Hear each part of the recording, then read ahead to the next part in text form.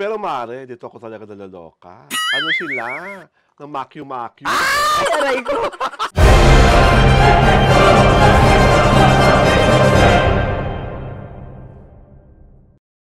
At eto na po tayo sa aming difficult chika round.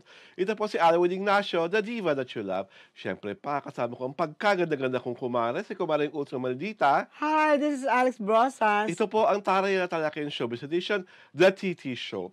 Bago natin pag-usapan ang kakahindik-hindik na ginawa ng ating paboritong actress si Catherine Bernardo, congratulations are in order for everyone na kasali sa A Very Good Girl dahil nabalitaan ko from a very reliable source. Dito pong weekend naka 60 million ang pelikula ni Miss Catherine Bernardo at ang natatanging Dali de Leon. Clap, clap, clap. Dahil sa totoo lang po, wala pa pong pelikulang Pilipino simula nang nagka-pandemya na kumita ng ganito kalaki. Yeah. Wag na tayong umarte-arte. 60 million is no small feat. At talagang kapuri-puri na talagang, in fairness ngayon, hindi nyo naman sasabing walang pera ang mga Filipino para manood ng Pinoy movies. Meron. At kailangan pala si Catherine Bernardo ang magsasalba ng industriya. Gusto mo yan? Yeah. Diba? Pero mare, dito ako talaga naloloka. Ano ba itong ginawa nito ni Queen Cat? Na kinakastigo siya dahil ano ba to? Hindi ko kinakaya. Kasi... I can't even say the word. My God, you're good at it, no? Ikaw pa ba? Good die. Kasi ito si Catherine and her co-stars, may special screening. Ang tawag ba doon? Black screening. May black screening. Ngayon, syempre, pinanood na yung movie. I don't know kung yung post sa internet, kung after the movie ba yun was shown or before the movie was shown. Parang feeling ko after, di ba? Yung grupo, yung mga co-stars kasama, tapos siya, nag-flash ng dirty finger. Di ba? Ang taray. Yun. So, ano sila? Ng makyu-makyu. Ay, aray ko! So, makikita mo sa social media, si Catherine ang napuruhan. Ang dami nilang nag-dirty finger. Parang pati si Madam Dali de Leon. Oo, di ba? Tapos may isang babae hindi ko pa kilala. Oo, di ba? Parang, tawag dito, siyang napuruhan kasi nga, siya yung pinakamalaking artista. Well, sa akin, diba? more, una sa lahat, Catherine was in the moment. Hindi yung ginawa para mambastos or whatever. Parang sa English parlance, parang she was trying to kick ass. Di ba? Parang gano'n yung parang feel niya, excited siya, nanggigigil siya sa mga kasi di ba yung poster din ng movie, di ba? The first poster yata parang may dirty finger sign, di ba? So parang ganun din lang yon. Kasi nga, pero ang kasi is parang ang dami umiidolo daw kay Catherine, ang dami niyang fans, dapat daw wholesome siya kasi she started as a wholesome actress. Naku, bago po kayo malaman ng wholesome, panoorin niyo po muna A Very Good Girl para makita niyo kung saan nanggagaling yung konteksto yun. Kung bakit umaarte ng gano'n si Catherine. Maybe that moment, she was just doing like her character, di ba? Ginagaya niya yung character niya sa movie. So, hindi yun yung Catherine, the person, or yung idol niyo, but Catherine, the actress. Oo, the problem kasi with the fans is they equate what they see on films, on television, on social media, with sa totoong buhay. Ganun yun Parang di ba ganun? I remember, parang yung ganyan, yung paliwanag mo yun. Di ba kahit si Kim Chu, sa Linlang press con, parang she was worried na baka mamaya isipin talaga ng mga tao, maharot siya. Oo. At pagkalagilan din niya because of her Juliana character. Yeah. Diba? She was emphasizing na si Juliana po ay role lang. Oo. So yung ginawang yun ni Catherine was a thing na a spur of the moment, and she was just parang trying to do what she thinks na pwedeng gawin ng character niya pag ganun ka-excited. Saka please, huwag niyo naman dahil lang doon, kakasiguin niyo si Catherine. Ano ba naman kayo? Baka mamaya malaman naman ni Lala Soto yan. Ay!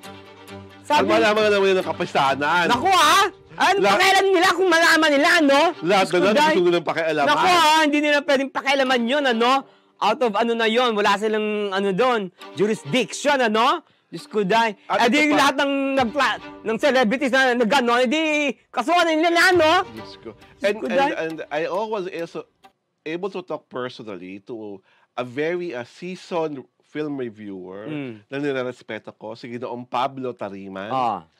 Hats off siya sa acting ni Catherine Bernardo. Hats off siya sa acting ni Dolly De Leon. May problema, ang disconnect lang ni Sir Pabs yung narrative ng movie.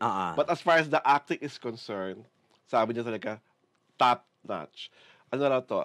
Best actress performance ni Catherine Bernardo sa lahat ng napanood niya. At natutuwa kay Sir Pablo Tariman na nagde-dare na si Catherine to do roles na wala sa kanyang comfort zone. Oo, yun na. She's coming out of her box. Saka tuwang-tuwa siya na hindi lang nakasabay, lumelevel kay Dali. Pero talagang, I saw the movie. Si Dali talagang magaling.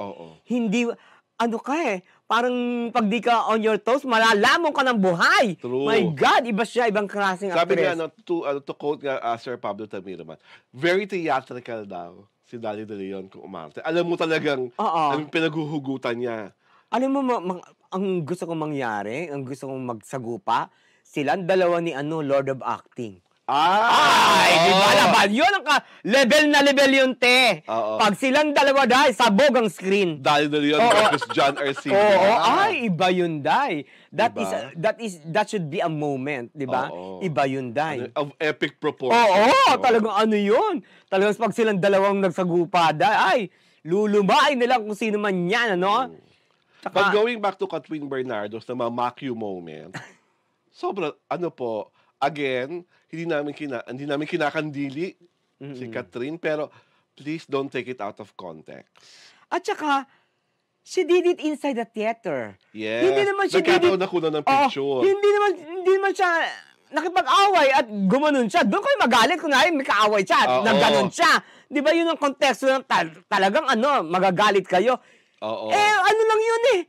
Di ba parang spur of the moment decision na sila, na aliw, di ba?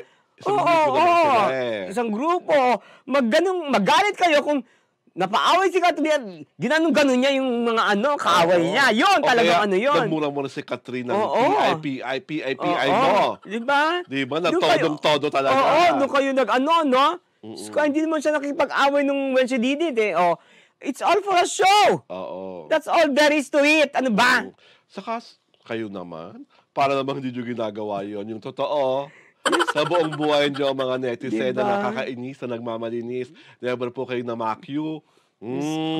Kami pa ba? Huwag kami ang lokohin nyo. Kami linlangin nyo, no? Mga lelang yung panot.